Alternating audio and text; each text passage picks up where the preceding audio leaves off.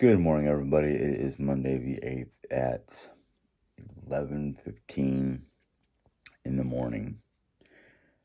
If I'm looking or sounding a little out of it, I am. Um, I'll tell you why. Last night, I could not sleep. I went to bed my usual time, and I shut everything down at my usual time, and my brain just did not want to shut down. There was too much going through it, too many things that I had to be thinking about that occurred Sunday evening. I literally just had the dickens of a time to get myself to finally get to a place to settle down after basically coming in here, getting myself a cup of sleepy time tension tamer tea, and writing more in my Story of My Life book, which is basically a book with a bunch of questions about your childhood, and your basically upbringing, where you lived, all kinds of different things that pertains to your life. I got to a point where I couldn't write no more because my brain was not numbing down or slowing down or whatnot, but my brain was finally getting to the point where it's like, no, you can't think no more. And then shortly after that, I was able to go to sleep finally, but I only got maybe 4.5, 5.5 hours worth of sleep. But I I don't know what was going on with my brain yesterday, other than the fact that Diane and I had a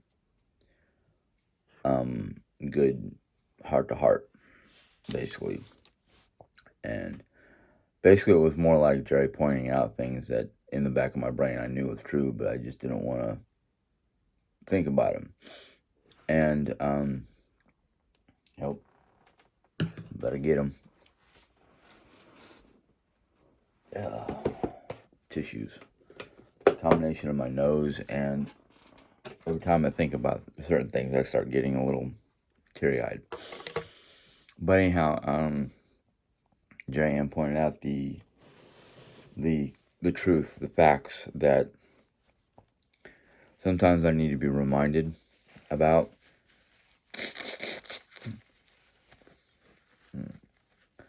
Some of this is not because of emotion. Some of this is because of the fact I'm just waking up and my sinuses and whatnot have been dry and irritated. But anyhow, what you pointed out, which, like I said, I knew in the back of my brain, I just didn't want to come out into the front of my brain, is I get in I don't know if I want to call it a melancholy or a mood, but this time of the year, and it's not just this time of year, but this time of year is usually when it comes out the hardest, the worst. I get complacent. Jerry Ann pointed out the fact that I have everything I need, and then some. I have a job, I have a house, I have all the necessities, and then some. And it's just I have this issue with basically looking for the next thing. And I don't know if that's because of a military upbringing or what. Now, yeah, some people will say I'm spoiled because I was an only child. Well, yes and no. I did get a lot of things that I wanted, but I also got a lot of you earned it, because in fact I would try to earn it.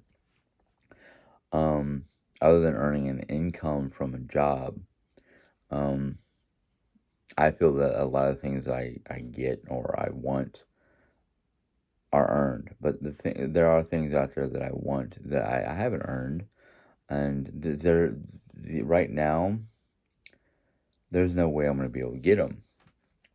Um, and one of the things is my own vehicle and an RV and the capacity or the ability, both financially and employment wise or financial. Yeah, I don't know what I'm saying all of a sudden, but I want the RV so we can go traveling during the summertime and see places we haven't seen or see places that maybe I've seen but she hasn't. Because I've seen Yellowstone, she's never been to Yellowstone.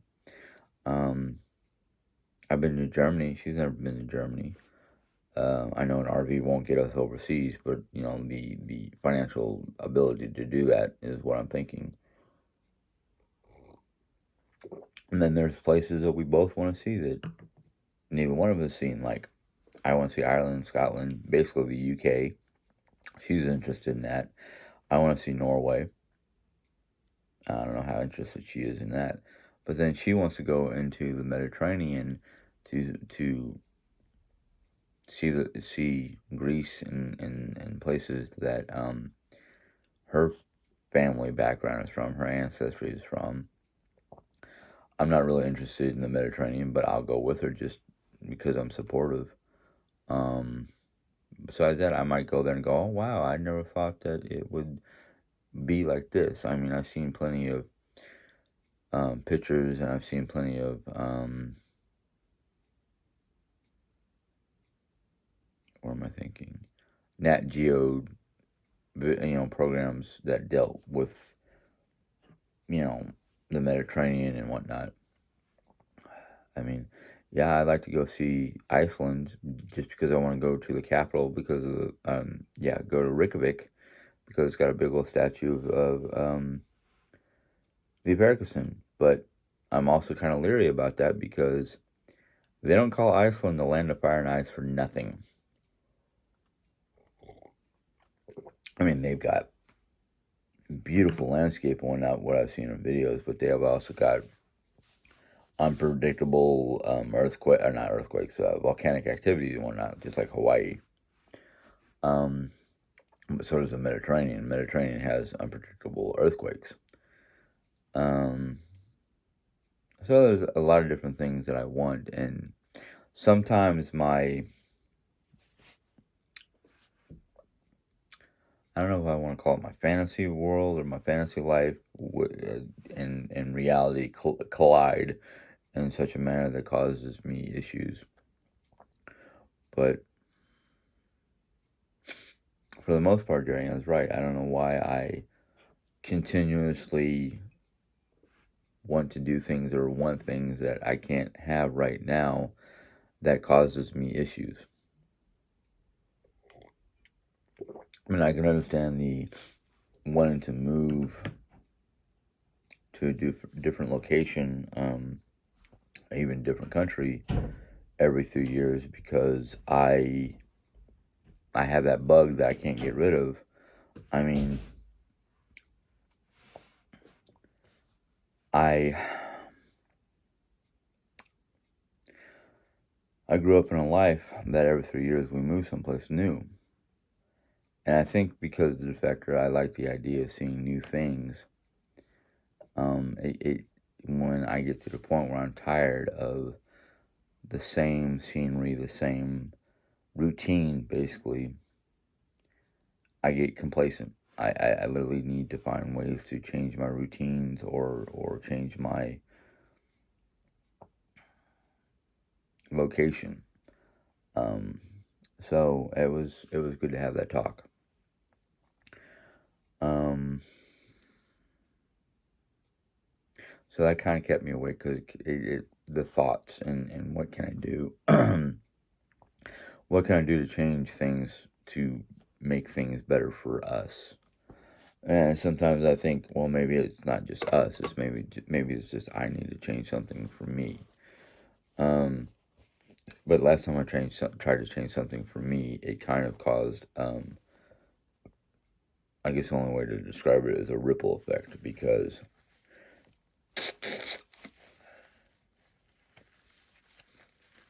what happened was, I went to, me and Jerry agreed that, to try to reset my, whatever you want to call it, um, to go and work in Yellowstone for a couple months, for the summer, like 2, 3 months. Well, the ripple effect was the factor that, she was missing me, I was missing her, and it was kind of decided that we couldn't do something like that separate for long term. Um, so I ended up coming home earlier than my contract was, which is not a good thing. It's not a good thing, but it's not a bad thing because for the most part, um the company Xanterra Parks and Recreations, who basically is in control or runs the public operations, the hotels, the fast food, basically all the anything that has to do with visitors or people coming in to visit the park. For the most part, it's a contract with the Bureau of Parks and Recreations that Xanterra has this contract, and every so many years, various companies come together trying to do a bidding war to see who gets their contract or gets the contract to be there. Um, so I can't remember the first time, but the last time I was there was Xanterra Parks and Recreations. Um, Basically, after that event, we basically decided we could not be apart for long term. Yes, Jerry's gone to visit her friends down in Texas, and whatnot for short term. Um, but even then, we are in constant contact with each other. And thanks to modern day technology, we can do FaceTime, we can do just messaging each other, whatever. And usually, what happens is she might drive down there by herself, but I'll usually take a bus down there to meet up with her and drive back because I can't take extended periods of time off work right now. Um, so there's been a lot of changes in my life, but I think one of the constant problems I have is the fact that I need constant change or I need some form of stability that I that I set up. Um, I know that sounds a little wrong. That's why this room, even though half of it, well, more than half of it, is primarily designed for a guest to stay, even though it's right now is kind of a temporary storage zone for stuff that we need to go through and deal with. Um, I want to try to go through and deal with it before Thanksgiving rolls around because if my Aunt Sue decides that she wants to come up here for Thanksgiving, which has not been talked about yet, this room needs to be cleaned up. Now, there are certain aspects about this room that I will not change for anybody. And my aunt doesn't seem to mind. She thinks it's kind of, well, she hasn't been here since the tapestry behind me went up or the Harry Potter faux library wall or all the decor on my desk has gone up.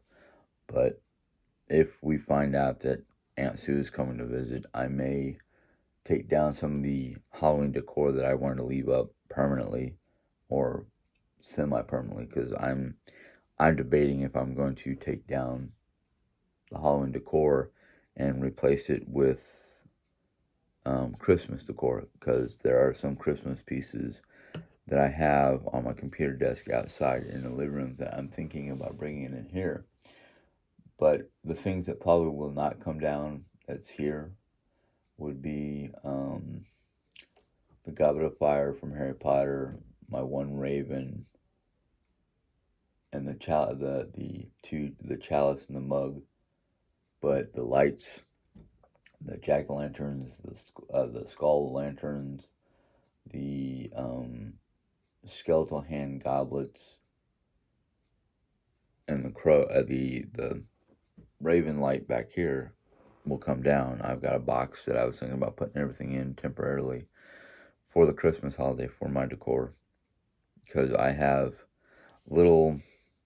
They're light. They're supposed to be snowmen, but they kind of look almost gnomish, light up little dealies, and one or two other little lights. But I might ask Jerry if she can make me one or two. She has a sock gnome that she made that has an interchangeable hat. I'm thinking about asking her to make me one or two sock gnomes, small ones, um, with hats and whatnot to put on my desk. Otherwise, I might be going to the Dollar Tree and looking for gnomes. I know a lot of people think gnomes originated in Germany, but I was reading that they were originally designed and created back during the 800-900 AD period in Scandinavia. There were supposedly little things that they created with the aspect of basically protecting the gardens from vermin, whatever. But anyhow, yes, I am drinking coffee. No, coffee is not a cause of my blood pressure. It is only a minor cause. The caffeine. We were doing some reading. And this is where I'm going to switch into medicine and some questions or not questions, but comments that were made on my last video.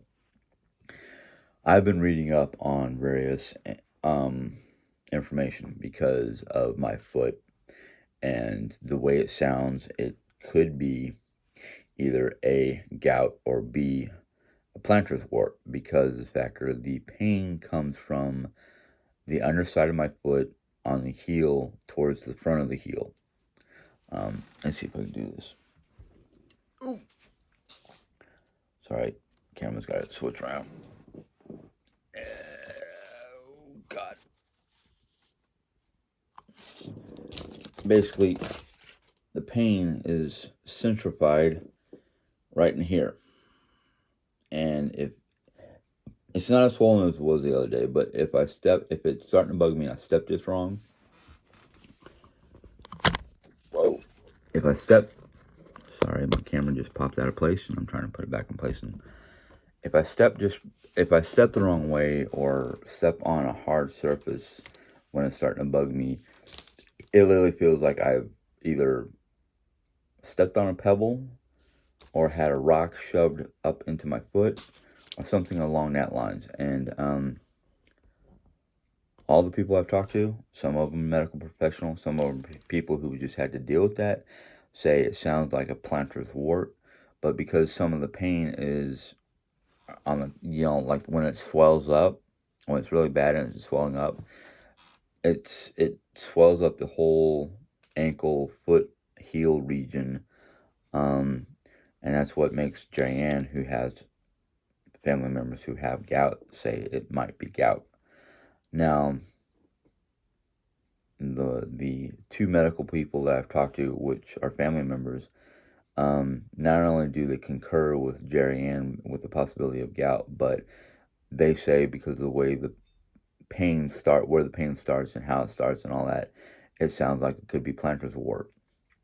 And so I've got to, I'm waiting for. Am I waiting for results from the doctor, or am I waiting for just, I don't know. But anyhow, that goes with Jackie, who said I should go talk to the doctor about my heart, stop trying to do self-diagnosis. Well, Jackie, I'll never stop self-diagnosing because, one, I have white coat syndrome. And if you're in the medical profession, you know what white coat syndrome is. So I try to I try to consult not only people I know who are in the medical profession that are family members, but the stack. And I don't mean 3 or 4 books. I mean, if you've ever seen the top of my desk where you see all these books, imagine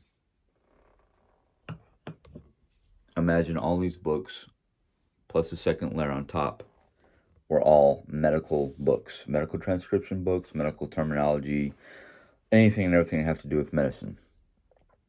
My mom has that. Because she was, before she got carpal tunnel and decided to retire because she can afford to, was a medical transcriptionist. I have a cousin who lives in Sullivan, which is roughly an hour, 45 minutes to an hour away. She is a nurse. She's a medical profession. And then I've got, is Susie?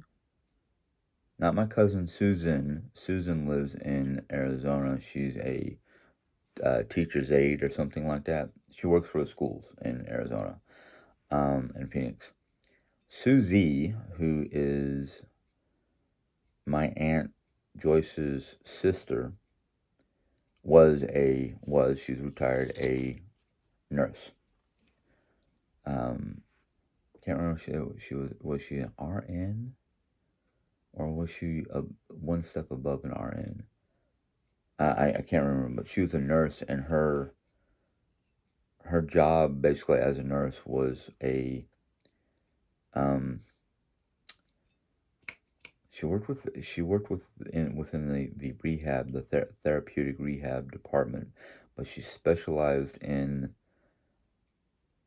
I can't remember what she specialized in, but she's retired. So I have 2 to 3 people I can go to.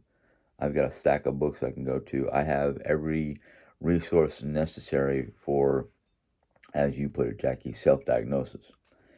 I know the comments that I'm reading from the video was having to do with my health, and I was concerned because my blood pressure, both the top and bottom numbers, I don't remember what you call them or whatnot, they were both high. Well, they've gone down. They've come down to high normal, is what my wife called it. And yes, my wife is somebody I also go to when it comes to certain medical information because she's dealt with it. She's had several members who've had gout. She's had an aunt that had plantar's wart. She dealt with mentally and physically handicapped adult women and men. So even though she does not have the title of a medical professional, she still has enough knowledge to basically go to. And the internet and all that is a major source of information. That and the factor, she knows enough knowledge to know where to ask or who to look for or look at or anything like that.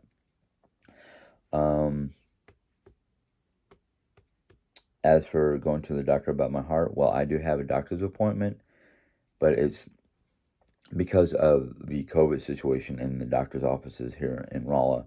They're pretty you basically have to set an appointment. You can't just walk in and hope to be checked out there and then. But I have an appointment on December 17th for a follow-up from all the blood work and all the things that we talked to her about a month ago. But I have the capability of calling them and asking them questions and letting them basically tell me what to do. And basically, I did do that last Monday. Or was it Monday? No.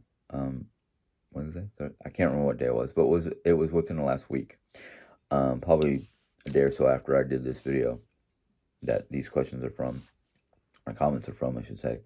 But I talked to them on the phone, and they said, keep monitoring your blood pressure like we asked you to. If you have a spike, and with the spike, you have any kind of chest pain, difficulty breathing, any of the telltale signs of either having a heart attack or stroke, go to your emergency room. I haven't had those. I've just had the high blood pressure and the shakes. No pain, no respiratory issues, nothing that says run to the hospital, and just enough to say, ooh, my pressures were high. So I'm good. I'm not taking any chances, Jackie. Honestly, I am not going to take any chances with my health. My wife wants me to be around for. Well, we were joking when we got married, and she was saying, "You've got until you're 70." Well, I plan on being at least 80. Yeah, God willing, because I can't sit there and go, "Yeah, I'm going to live until I'm 90, whatever." Um, no, and it's up to God. I can, and I know this for a fact because I've tried to end my life back in my teens and early 20s. I tried to end my life, and I granted I didn't like the idea of cutting myself, so I've never slit my wrist or cut myself. But I've tried to OD with nobody around and slept it off and woke up the next morning with a major headache and feeling like death warmed over. So I know it's not up to me. I mean, I know 101 different ways of committing suicide. Trust me, I've looked them all up. Um, I've tried. But back then, I didn't really have Jerry Ann or any other reasons for living. At least I didn't think I did, but obviously somebody else thought I did. Um, so, yeah, I'm good. Really, I am. I know a lot of people, even psychiatrists, say when somebody says that they're good, there's something wrong. Yeah, there's plenty of things wrong, but not enough to try to OD or commit suicide. No. Um, Pooey. Next comment was from, I want to pronounce it the way my cousin did, Diane. Of course, my cousin's actually Diana, but a lot of times we just call her Diane. I think her mom shortened her name, not on paper, but amongst the family members, because my aunt was a big Princess Diana fan. So, Diane. Diane says, cut back on coffee and salt and needless stress. Well, Diane, I'm going to tell you something about coffee. Coffee does not cause stress. Coffee does not cause me any problems unless I've drank in more than 1 cup a day, or 1 cup within 4 to 6 hours. Caffeine, wine, mead, um, can't remember what the other couple items are that I read about, does two things. Well, coffee especially, coffee and caffeine, and I don't mean like an excessive amount of caffeine. Like I used to drink literally a 12 pack in a day. I can drink a 1 liter, 2 liter bottle in 4 hours. Well, a 2 liter bottle within 4 hours, a 1 liter, depending on how busy I am. I can easily down a 1 liter bottle within 2 hours with no with. But caffeine, it actually is an antidepressant, or it helps with stress. Two, it helps with it's an anti-inflammatory, just like wine, red wine, and mead. According to what I've been reading, they're anti-inflammatories. Does that mean I'm gonna go out and be an alcoholic and drink wine all day long? No, no. I will have my 1 glass every whenever. I don't drink excessively. I used to drink a glass, and I don't mean like a big glass like this. I mean like, if you know about different kinds of liquor glasses, a highball. It's called a highball, which is a shot glass of sorts. Not one of the little round ones. I mean one of the tall ones. Well, this size glass is considered a highball.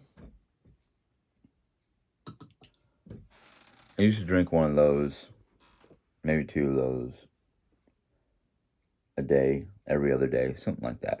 I haven't been drinking as much. Well, one, it costs too much. It costs money that we need for more important things. Two, I've had episodes, bouts, whatever you call it, where I did drink excessively because I was upset, unhappy, however you want to put it. But the salt, I have no problem with salt. I don't use salt on my food. At least I don't put extra salt on there. If the recipe calls for salt, I'll use the salt in the recipe. That's it. Um, Garlic salt, yes, I like garlic. Sometimes I won't use the garlic salt. I'll use the garlic powder, but the garlic powder has a um, sharper taste to it, which sometimes burns my lips depending on how much. Um, I have, well, I have whole garlic, minced garlic, garlic powder, garlic salt. There's like 4 or 5 different versions or varieties of garlic in my house.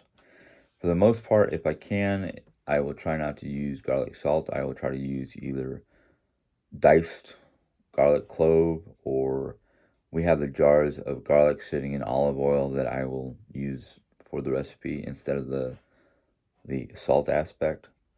So yeah, I've tried to cut salt out of my diet unless it's a necessity. And if it is a necessity, I would prefer to use the healthier version of salt, which is basically sea salt. It's healthier than the granulated salt, um, or iodized salt, as some people call it. But sea salt, ground sea salt, is better than just regular salt. So, yeah. As for the needless stress, well, I'm going to give you an example of what I consider needless stress because of the fact that it's already happened today. One of the first things I noticed on my phone when I woke up this morning was a message that I could not understand. I could barely understand who it was. So I ignored the message. Well, the message was from a coworker who was supposed to work this morning, who decided for whatever reason, whether it's legit or not, I don't know. Because like I said, the message was really shoddy. Probably because of the fact that she uses an old flip phone. Um, I don't know. But she tried to call out and called me to come in for her. And I got too much stuff to do around here to worry about that. In fact, I've decided and realized that my life does not revolve around my job. My job revolves around me. If I'm scheduled, I will go do my job. If I'm not scheduled, it's really up to me if I want to go in or not, if they call me. I cannot allow the stresses of that causing me issues like it almost did this morning. I almost got so upset this morning when I got the call and then the text message from the boss that I almost let the whole day go to pot. No, that's a needless stress. For as I'm concerned, that is a needless stress. I cannot allow or let anything outside of my life, my circle, and yes, my job is part of my life, but it's not one of those parts of my life that I should let stress me out. What I should let stress me out is my health, my wife's health, my mom's health, the condition of my home. Finances, yes, they can be a stressor, but they don't need to be an all-powering, all-controlling, overabundant stress. Yeah, it's a necessity to go, ooh, am I behind in payment? No, I'm not. So if I'm not behind in payment and the bill is paid, why worry about it? Why stress about it? So yeah, I'm still learning what is an unnecessary stress compared to what is a necessary stress. Things that we cannot control, things that are outside of our realm of control, like the weather, what's going on in the government, even though we do have some say in that. Various things like that, things that are just natural. There's a way to deal with it without getting overly stressed, but it's a stressor that I cannot control, that I cannot say, hey, look, no, I do not want it to rain today, so it's not going to rain. No, I'm not. No, no. If you've seen some of the goofy, head thumping comments that Trump has made that literally goes against nature, it makes me go, what are you thinking, Donnie? What are you thinking? Example. There was a tweet about Donald Trump doing a um I don't know if it was part of his campaign trail or whatnot, but he was talking about the 9-month birth process of natural birth, and he's talking about 9 months is too long, that needs to stop. And I'm just like, how do you stop nature? You can't tell a woman, hey, that thing's been cooking for 6 months, it's time to pop it out. No, 9 months is the natural term. That's the natural process of childbirth. So that, yeah, there's things like that nature. You can't fight nature. It's the way it was designed to go. Um, but yeah, stressing out about work, stressing out about money. Those are needless stresses.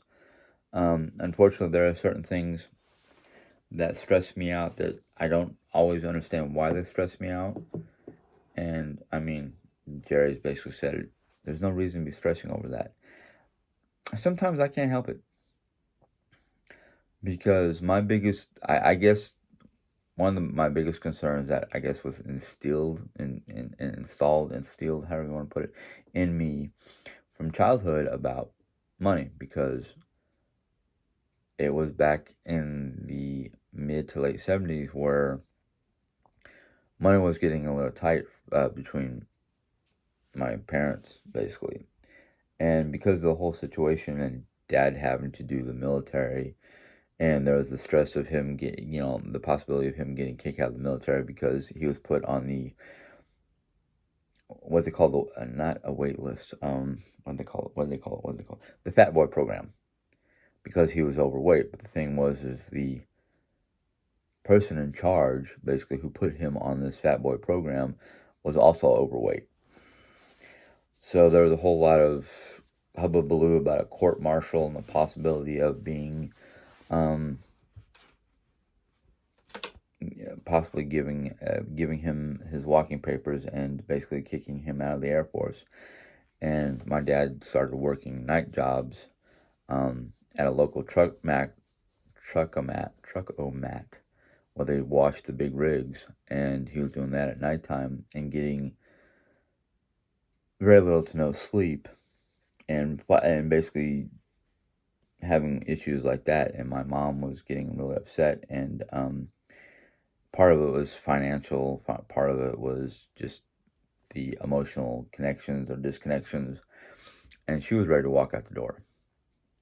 And I didn't know until maybe a couple years ago that it wasn't just finances either. It was other things that I never was told about. And it wasn't infidelity or anything like that. It was just emotional issues. Um, and I worry about that, and that's a stressor because I don't exactly know the full spectrum of what's going on with her money. I just know that sometimes it's tight, and that issue right there alone um, causes me stress. And I know Jerry tries to help me get over that by reassuring me how the money is, and I'm like, I still don't understand. We have enough money to pay our bills. We struggle with money to put food on the table sometimes, or not really struggle. It's more like we have to make food stretch sometimes we have to make it stretch longer than I would like. Um, but then it's like, okay, if money's not tight, how is it I can't do some of the things I want to do that won't be much, it won't be a lot of money, but it will still cost us some money. Now, it's just, there's a lot of things that I don't understand, and it kind of gets to me. And no, Jerry's not going out and spending the extra money that we might have left over, because a lot of times what we've been doing is we've been trying to make sure we have all our bills off, and then whatever money we have is squirreled away for a rainy day, basically.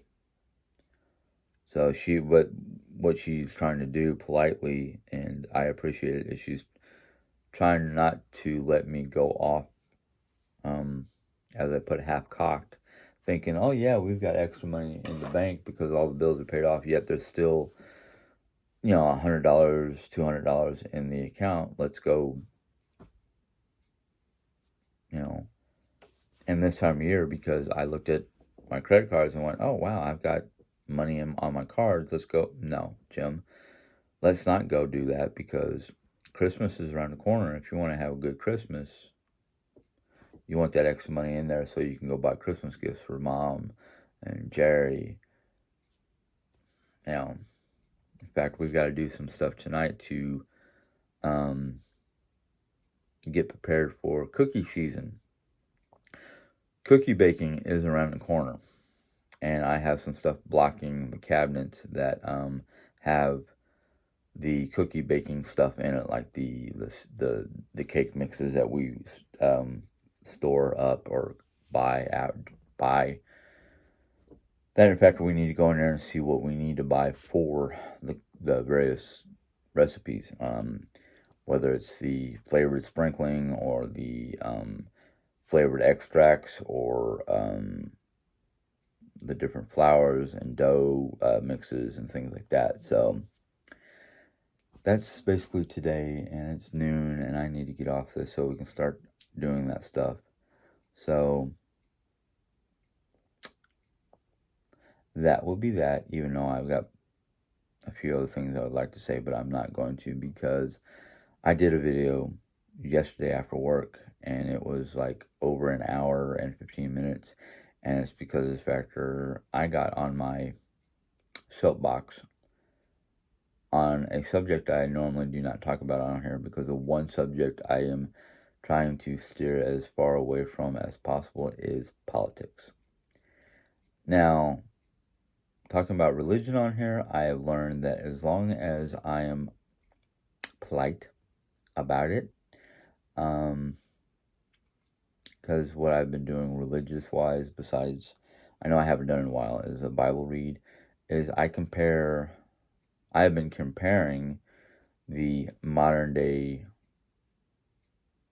or not even modern day, just I've been comparing what most people call the traditional Christian religions to the non-Christian traditional religions, especially the Norse mythology, Norse paganism, however you want to put it. And I don't use that word lightly, because one of the things I've learned in my 49 years of life is there are certain subjects that are, I don't want to say tender or needed to be tiptoed around or anything like that, but I'm the type of person that feels that in order for everybody to understand each other, information needs to be put out there.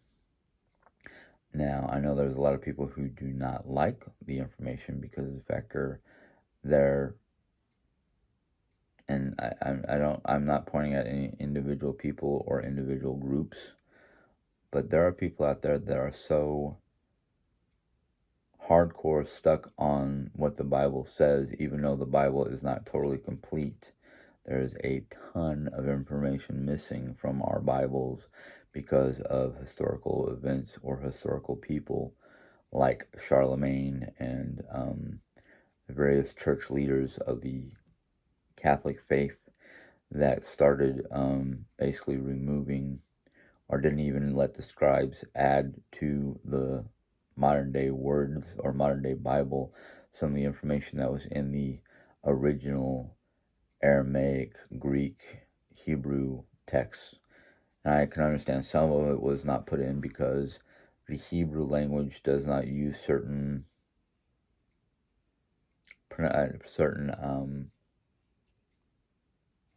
what is the word, pronouns, not pronouns, certain words that we use as common words nowadays were not part of the Hebrew dialect back in those days, back in the early Christian Catholicism days. So I know there's a lot of information removed. A lot of the theologists talk about it. They're finding out more and more information through the Dead Sea Scrolls and whatnot that is not or was not put in our modern day Bibles, mostly because it was information that was either hidden away um, throughout the Dead Sea region and various caves. That, in fact, are what scribes did write down, what the Hebrew people wrote in the original text, made it hard for the Roman Catholic Church to control the people, because if the people knew about the information, it would be complete and utter chaos. And then nowadays, because some of the stuff is coming to light through the Dead Sea Scrolls, it has caused a lot of different groups to go, whoa, whoa, whoa, whoa, whoa, whoa, whoa, whoa, whoa. That cannot be right, because it's not in our current Bible. It's not in our current text. Even though I've been hearing chatter that the Holy Roman Church that is doing most of this research and categorizing and translating is like, this stuff needs to be out there because it was written by the first writers, the first authors of what is our Bible. It cannot be ignored, cannot be denied anymore. But anyhow, I will discuss more about that in a later date if I remember. And I'm pretty sure some of you will try to help me remember. But I got to get off this because I got stuff to do. If you enjoyed this discussion or enjoyed this video, give it a thumbs up. If you have any questions or comments, go ahead and put them in the question comment box. I have been answering most of them. Some of them are just simple thank yous or simple just replies or comments that have no, well, I shouldn't say have no, but are not really necessary for discussion. They're just like I said, thank yous or, oh, that was interesting, or have a good day, stuff like that. But if you have questions or comments that I need or feel need to be aired, basically, I'll do that. If for some reason your comments are not coming through the normal comment section, it is most likely because of the factor you've either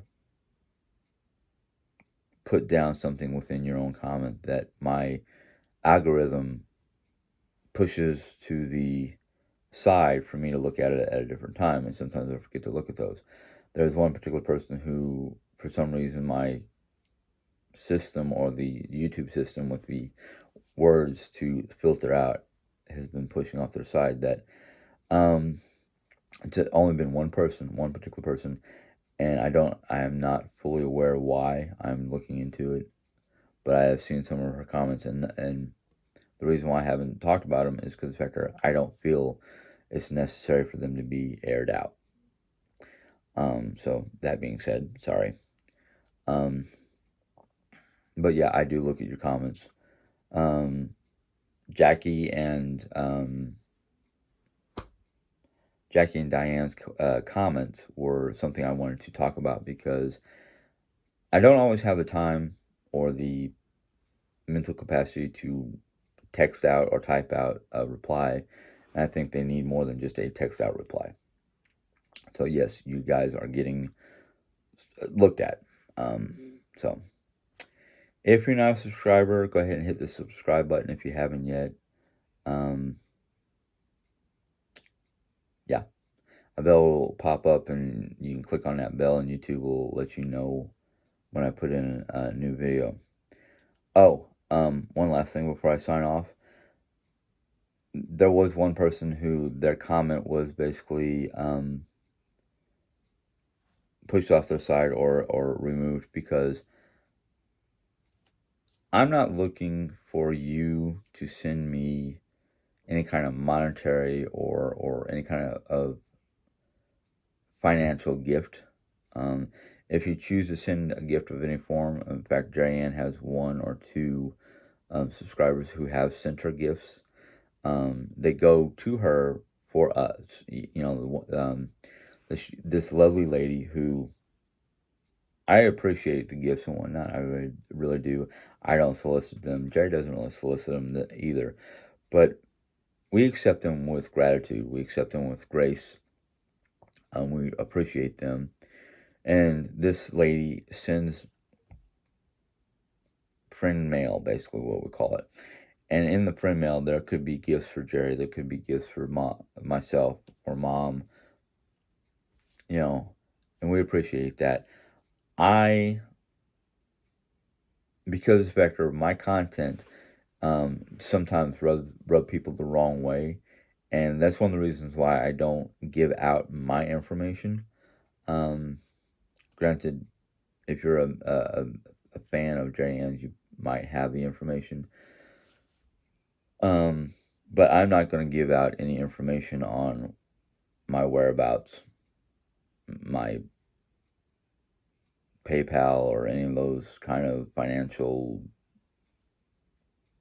programs or any of that stuff, because I have seen too many people who dislike a person for one reason or another who has that person's contact information and starts to bombard the individual with bad, nasty, no good comments or whatnot on their personal device, directly onto their personal messaging system.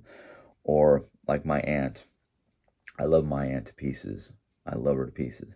But I wish she would quit willy nilly clicking on stuff on the computer, because she's already been taken for granted and had somebody take money from her PayPal or take money from her account, causing her to lose a very large chunk of money. That's one of the reasons why I am very, very leery of doing that kind of stuff. But anyhow, I appreciate the offer. I really do. Again, a video that got too long because I just got too long in the tooth. Both a joke on my own teeth issue and a joke on the fact that I talk too much. Why did I have to explain that? It doesn't get funny if you explain it. But anyhow, until next time, have a good day. God bless. Be safe. Bye.